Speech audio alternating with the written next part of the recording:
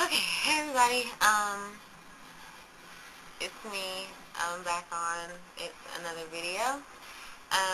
Today, I saw a few, videos on making dreadlock jewelry, and I got really excited because a lot of the times you can't find any, and if you see something nice in someone's hair, then they don't remember where they got it. So I took the advice of two of my favorite dreadlock jewelry makers. They're online. They're my favorites, and I can't call them exactly by name right now. So as I move forward from my embarrassment, I'm going to show you what I've done so far. Okay. At first, what I did was exactly what they told me. So I got some wire, and I got some round-ended, I guess, plier thingies here, and I just started doing really weird designs. The first one that I did, I think I think it was this one. This might have been what I was practicing on, and I'm going to show that up close later. But this might have been what I was practicing on, and this is what I came up with at first. Simply following what she said about using a chopstick and wrapping the wire around the chopstick. And then I just let my hands kind of move me, and I'm going to show you here what I've done.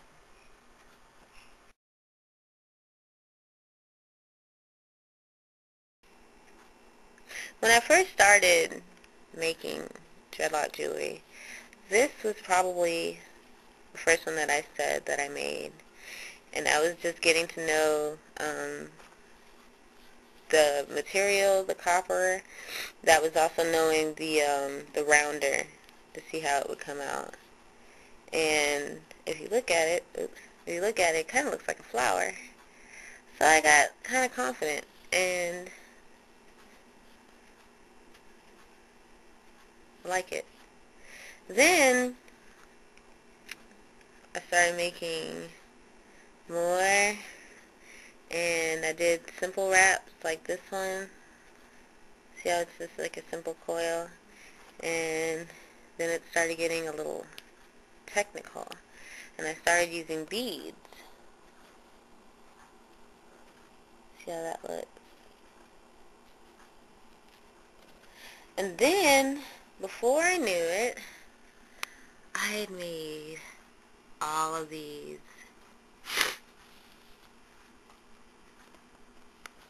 Here, I'll give you a little close-up of all of them. Now, what happened was that when I started making them, they started not being able to fit around my hair with the chopstick, so I got a handy-dandy blow pop to help me do the ends. And these are all the ones that I did, and I'm so proud of myself because everybody's like, oh my gosh, and I'm like, I know, it's so cool. These actually wrap around in your hair, and I'll have a picture to show you what that looked like in my hair, and they were so pretty, the blue ones.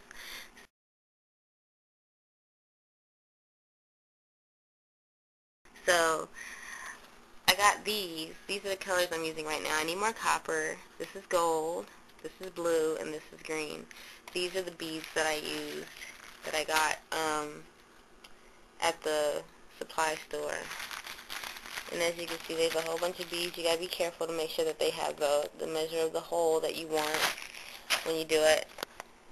And then when I started wrapping, I said, okay, well, what if I wrap?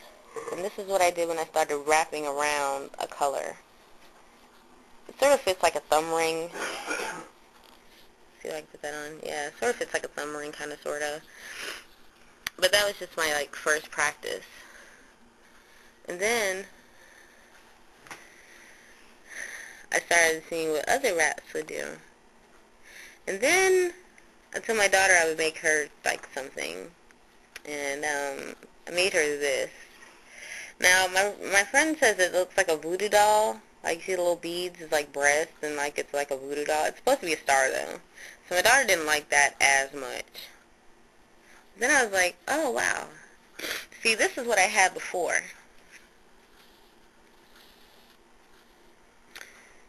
Hold on just a sec. Okay, I had this, right? You see this? This I got at like an African shop for like, I don't know, $7. I'm trying to let you see the ends. See the ends like that? How the same wrapping method is like kind of on there?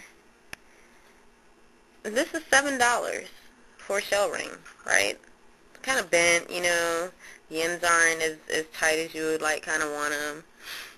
I'm trying to let you get the whole look of it. And then I made these. Wow. Can you tell the difference? Not only are mine shiny, but I made sure that the ends were very, very well wrapped. As you can see right there. I try to make them as tight as possible so that it doesn't have that, I'm worn, beaten, and ugly, and I just got off out of a message in a bottle type look, you know? And the gold, I mean, the copper is very, very shiny on mine. So, and this one, like, it's more, like, round. So, that's what I did. I started making rings. And then these came with all these. Wow. I bet you're wondering what's that in the back, right? This one, yeah, see? This one and this one are both buttons. See, look at that. This is everybody's favorite when I show them. And I got them from buttons, you know? This one I actually tried to make a thumb ring and do the same wrapping, but you see how that turned out? And this one might have been like the first ring I did to try to see if I could wrap it. That didn't turn out as well, but then I started getting into these kind of rings, and I started really liking these. And when I got into these, like I gave Mom, this is actually the king's ring. See how that is? I made my mother the princess ring. Well, she actually took it from me, but anyway, this is the king's ring. This is like a bigger model of the princess ring. And so when I started doing rings like the king's ring and this one, I like this one. I like this one a lot because it has little things that move, and it looks pretty. See, it's very pretty. And this one, like the shell, yeah. And when I started making the hoops and everything, I said, wow. I started making these. Now these are only a few, but these are the earrings. These I have yet to put the hook on. But these are what I like these. And I'll put the hook on the second ring back here and it would dangle. You see? Isn't that pretty? I think it's so pretty. So then I got me the big bag of buttons. Lots of buttons. I mean, more button rings. And then last night, this is the last one that I made. Let's see if I can take it off. Last night, I was making one because I knew I was going to make this video today. And that's what you saw on my finger just a minute ago. This one was with the blue wire.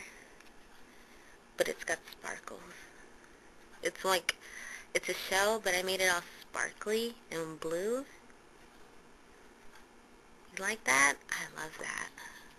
I absolutely love it. It's so unique, you know?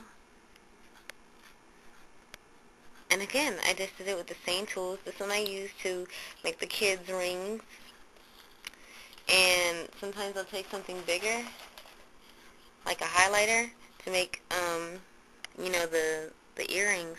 But this is what I've done in about 6 days with the How to Make Your Own Dreadlock Jewelry video.